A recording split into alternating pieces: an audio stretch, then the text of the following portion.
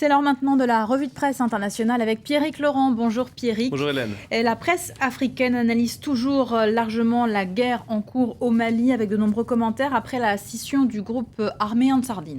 Oui, à la tête du nouveau groupe dissident d'Ansardine, Al-Gabas Aguintala. C'est un député malien et le site maliweb.net dresse le portrait de cet homme.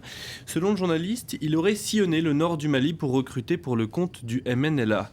En faisant croire à sa volonté de négocier une solution pacifique, il pourrait à nouveau tromper la vigilance du pouvoir à Bamako. C'est en tout cas ce qu'estime ce site internet. La guerre doit donc se poursuivre. Pas de place pour une quelconque négociation avant la libération de toutes les zones occupées. Et pour le journal burkinabé Le Pays, les demandes de négociation de plusieurs groupes du Nord Mali témoignent d'une fébrilité de plus en plus forte. Oui, le quotidien estime que les troupes djihadistes sont tellement aux abois qu'elles sont même prêtes à ravaler leur orgueil pour négocier. Ils prétendaient être prêts à mourir pour leur cause, ironise l'éditorialiste, et au moment même où leur vœu le plus cher est en passe d'être exaucé, voilà qu'ils se ravisent. Pour Le Pays, les appels à négocier montrent que, je cite, ces terroristes religieux ne sont eux-mêmes pas convaincus de la justesse de leur lutte. Ils tentent désormais de gagner du temps, mais la France, nous dit le journal, ne doit pas se laisser tenter par ce qui est un jeu de dupes. Autre sujet évoqué dans la presse internationale ce matin, l'Égypte qui est en proie depuis quelques jours à une nouvelle flambée de violence. Et de nombreux journaux s'intéressent en particulier aux femmes qui sont ciblées.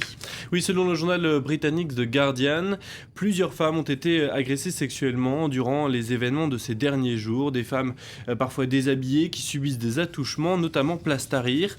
Alors face à l'augmentation du nombre d'agressions ces derniers mois, eh bien les femmes, aidées aussi par des hommes d'ailleurs, s'organisent. Une association a même été créée pour venir au secours de celles qui se retrouveraient menacées place Tahrir.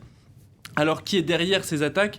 Eh bien, difficile à dire, mais les associations, elles estiment qu'il s'agirait de personnes opposées au mouvement de protestation, qui tentent ainsi de jeter l'ombre sur ces manifestations que l'on voit depuis plusieurs jours place Tahrir. Et pour le quotidien égyptien Al-Aram, ces agressions sont un défi de plus que doit relever l'opposition pour achever la révolution.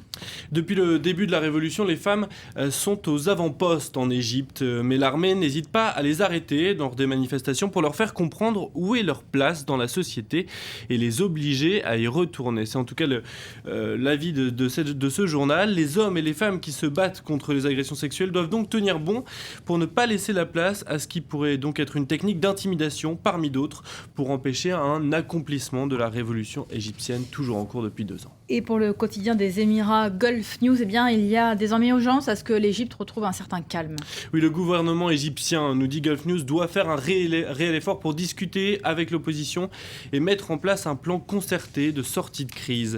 2 ans après la révolution, ces nouvelles émeutes mettent en lumière la volonté de changement des Égyptiens, mais aussi les défis économiques auxquels est confronté le pays.